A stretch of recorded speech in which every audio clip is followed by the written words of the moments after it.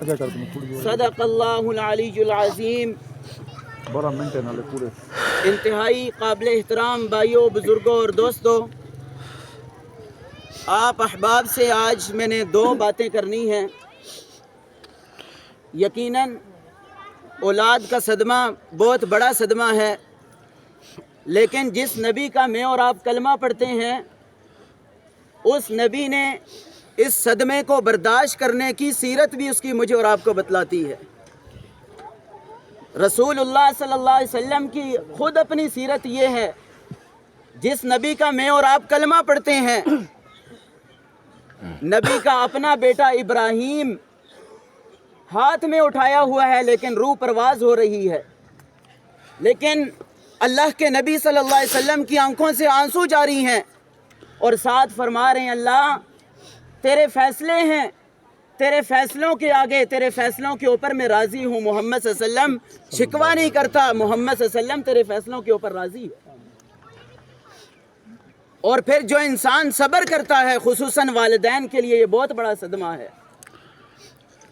مسند احمد کے اندر روایت ہے، سیدنا علی رضی اللہ تعالی عنہ اس حدیث کے راوی ہیں، وہ فرماتے ہیں رسول اللہ صلی اللہ علیہ وسلم نے فرمایا کہ جب کسی انسان کی فرشتے روح پرواز کرتے ہیں، قبض کرتے ہیں، پھر لے کر اللہ رب العالمین کے پاس جاتے ہیں، اللہ رب العالمین فرشتوں سے سوال کرتا ہے، بتاؤ جب تم نے میرے بندے کی روح قبض کی تو میرے بندے کی کیا حالت تھی، ان کی زبانوں کے اوپر کیا تھا؟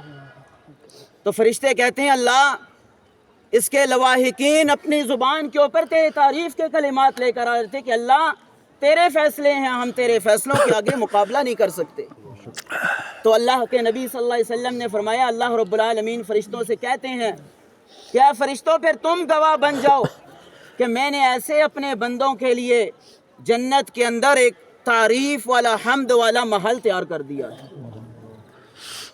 تو اس لیے یقیناً یہ بہت بڑا صدمہ ہے، لیکن والدین کو چاہیے کہ صبر اس کے اوپر کریں اور اللہ کے فیصلے کے اوپر راضی ہو جائیں۔ دوسری گزارش میرے اور آپ کے متعلق ہے کہ آج میں اور آپ غور و فکر کر لیں، آج دیکھ لیں کہ کل یہ اجمعین اس وقت ٹھیک ٹھاک بالکل زندگی میرے اور آپ کی طرح بسر کر رہا تھا، لیکن آج دوسری شام یہ اپنے گھر نہیں بلکہ قبر کے اندر ہے۔ یہ موت مجھے اور آپ کو بھی نہیں چھوڑے گی۔ اللہ کے نبی صلی اللہ علیہ وسلم نے فرمایا، اکثروا حازم اللذات، کہ لذتوں کو توڑ دینے والی، تمہاری خوشیوں کو غمیوں کے اندر تبدیل کر دینے والی موت کو کثرت کے ساتھ یاد کیا کرو۔ اور جو اگلا ٹھکانہ ہے اس کے بارے میں رسول اللہ صلی اللہ علیہ وسلم نے فرمایا کہ اگر میں اپنی امت کو بتا ڈالوں، صحیح بخاری کی روایت ہے کہ میری امت کے ساتھ تمہارے ساتھ آگے کیا ہونے والا ہے، کیا معاملات تمہارے ساتھ پیش آنے والے ہیں، تو فرمایا رسول اللہ صلی اللہ علیہ وسلم نے کہ اگر میں اپنی امت کو بتا ڈالوں تو مجھے خدشہ ہے کہ میری امت اپنے مردوں کو دفنانا ہی چھوڑ دے گی۔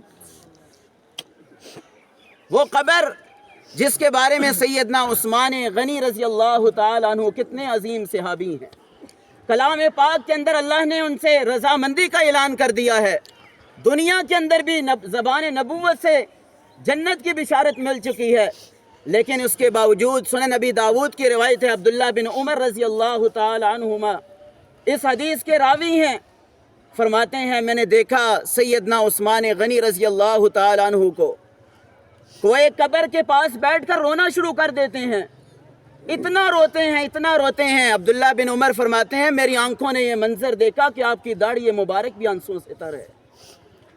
فرماتے ہیں میری نظر کا اور تھوڑا سا دائرہ وسیع ہوا تو میں نے دیکھا کہ جو سامنے زمین ہے وہ بھی آنسوں سے تر ہے۔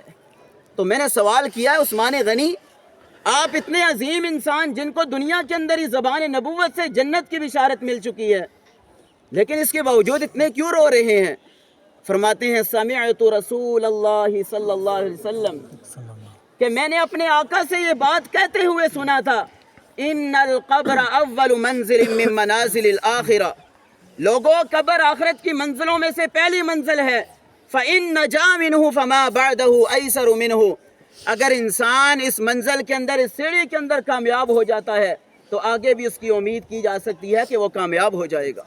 لیکن اگر اس سیڑھی کے اندر، اس منزل کے اندر ناکام ہو جاتا ہے، آگے بھی اس کی امید نہیں کی جا سکتی کہ وہ کامیاب ہوگا کہ نہیں. اس لیے میں رو رہا ہوں اور اپنے رب سے دعا کر رہا ہوں کہ اے اللہ، اے میرے مولا، عثمان غنی کو اس منزل سے کامیاب کر دینا. لیکن میرے بھائیوں، اتنی عظیم اور مقدس ہستیاں، ان کی سیرت یہ ہے، لیکن میں اور آپ آج قدم قدم کے اوپر گناہ، قدم قدم کے اوپر اللہ رب العالمین کی نافرمانیاں.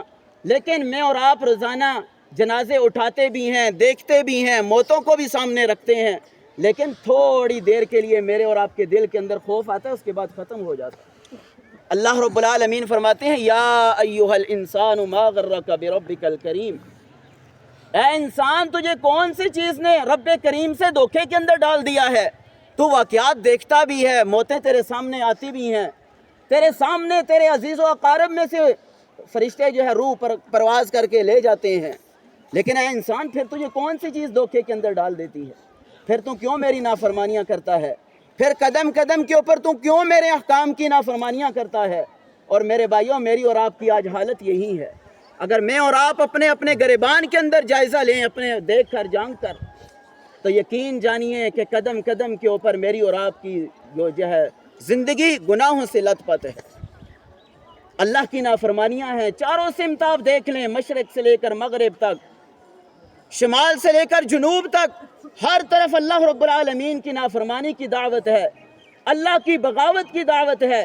لیکن میرے بھائیوں، اس بغاوت کے اندر، اس اندھیرے کے اندر میں نے اور آپ نے اپنا اپنا محاسبہ کر کے اس اندھیرے کو روشنی کے اندر تبدیل کرنا ہے. اللہ کے نبی صلی اللہ علیہ وآلہ وسلم نے فرمایا، میرے بھائیوں، بات جو ہے ٹائم کے ابھی ہے تو میں بات آگے لے کر جاتا ہوں. آئیے ذرا اس جہنم کا بھی تذکرہ سن لیتے ہیں. صحیح بخاری کی روایت ہے، اللہ کے نبی صلی اللہ علیہ وسلم نے فرمایا، کلام پاک کے اندر اللہ رب العالمین فرماتے ہیں، جب نافرمان بندے میرے پاس آئیں گے تو اللہ رب العالمین حکم دیں گے، خذوہ فغلوہ، پکڑ لو ان کو اور ان کے گلوں کے اندر توک ڈال ڈالو. ثم الجحیم صلوہ، پھر جہنم کے اندر ان کو داخل کر دو. ثم فی سلسلۃ 70 ذراعا فاسلکوہ، پھر 70 ہاتھ لمبی زنجیروں سے ان کو جکڑ دو جہنم کے اندر.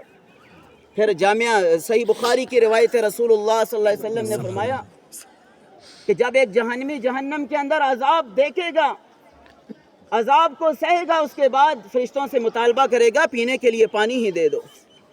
رسول اللہ صلی اللہ علیہ وسلم نے فرمایا، آپ کی زبان مبارک سے یہ نکلے ہوئے الفاظ ہیں، فرمایا اللہ رب العالمین کا حکم ہوگا کہ ان کے جسموں سے نکلے ہوئی خون اور پیپ ایک پیالے کے اندر اکٹھی کر دو اور ان کو پیش کرو. فرمایا رسول اللہ صلی اللہ علیہ وسلم نے کہ جب وہ پیالہ اس جہنمی کے منہ کے قریب کیا جائے گا، اتنا وہ گرم ہوگا، وہ خون اور پیپ اتنی گرم ہوگی کہ جو ہی فرشتہ اس کے منہ کے قریب کرے گا، چہرے کا سارا گوشت جلس کر ڈل کر مایا ہو کر اس پیالے کے اندر گر جائے گا. میرے بھائیو، اس عذاب کا میں اور آپ مقابلہ نہیں کر سکتے. اللہ کے عذابوں کی، اللہ کی آزمائشوں کے سامنے میرا اور آپ کا جسم کوئی چیز نہیں ہے. فرمایا آگے بس نہیں، ختم نہیں ہو جائے گا، زبردستی فرشتوں کو حکم ہوگا کہ اس کے منہ کے اندر زبردستی ایک قطرہ ڈال دو. رسول اللہ صلی اللہ علیہ وسلم نے فرمایا جب وہ قطرہ گلے کے اندر جائے گا، اٹک جائے گا، تکلیف دیتا چلا جائے گا. تکلیف دینے کے بعد جب وہ قطرہ اندر جائے گا، جسم کے جس اعضاء کو لگتا چلا جائے گا، وہ جسم کا اعضاء مایا ہو کر پخانے والی سائڈ سے باہر ہو جائے گا. میرے بھائیو، ایسے عذابوں کا میں اور آپ مقابلہ نہیں کر سکتے. اس لیے دعوت فکر ہے. آج میری اور آپ کی زندگی باقی ہے، کچھ جو لمحات باقی ہیں، جو ہو گیا سو ہو گیا. اللہ رب العالمین آج بھی میں اور آپ اللہ کی عدالت کے اندر سجدہ ریز ہوں، اللہ ہمیں ٹھکرائے گا نہیں، ہماری برائیوں کو نہیں دیکھے گا، بلکہ ہماری سابقہ ساری زندگی کے برائیوں کو مٹا کر مجھے اور آپ کو معاف کر دے گا. اس لیے میرے بھائیو، آج پلٹیے. آج یہ جو ہے جنازہ ہی سب سے زیادہ میرے اور آپ کے لیے دعوت فکر ہے، سبق ہے اس کے اندر. اور نہ بھی کوئی واضح نصیحت کی جائے، یہی جو ہے جنازہ ہی میرے اور آپ کے لیے بہت بڑا سبق ہے. اللہ رب العالمین سے دعا کرتا ہوں کہ اللہ رب العالمین جو کچھ سنایا سب سے پہلے مجھے اور پھر ہم تمام بھائیوں کو ان باتوں کے اوپر عمل کرنے کی توفیق عطا فرمائے.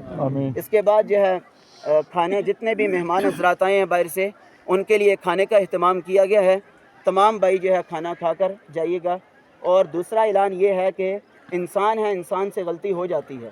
اگر اجمعین کی طرف سے کسی کو دل آزاری ہوئی ہو، کوئی لین دین ہو، تو آپ جو ہے بعد میں ورثاء اس کے بھائی عبید بھائی سے رابطہ کر سکتے ہیں اور اپنا لین دین پورا کر سکتے ہیں۔ اور باقی اللہ کی رضا کے لیے معاف کر دیں اگر کوئی کمی پیشی ہے۔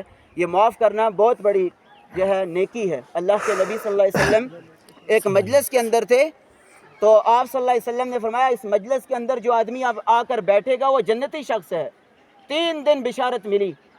تو عبداللہ بن عمر رضی اللہ تعالیٰ عنہما فرماتے ہیں کہ 3 دن اس انسان کو جو ہے جنت کی بشارت ملی۔ 3 دنوں کے بعد اس کے گھر کے اندر چلے جاتے ہیں اور 3 دن رہتے ہیں تاکہ میں دیکھوں کہ یہ کون سی نیکی کرتا ہے۔ 3 دنوں کے بعد دیکھتے ہیں کہ معمول کے مطابق جس طرح ہے اسی طرح جس طرح یہ عبادت کرتے ہیں ہم بھی کرتے ہیں اختصار کے ساتھ۔ ان کے سے پوچھا گیا تو وہ کہتے ہیں جب میں اپنی چرپائی کے اوپر رات کو سونے کے لیے آتا ہوں تو اللہ کی رضا کی خاطر سب کو معاف کر کے سوتا ہوں۔ تو اس لیے میرے بھائیوں، یہ اجمعین بھائی سے اگر کوئی غلطی ہوئی ہو یا کسی کی دل آزاری ہوئی ہو تو اللہ کی رضا کے لیے معاف فرمائیں۔ صفحیں درست فرما لیں۔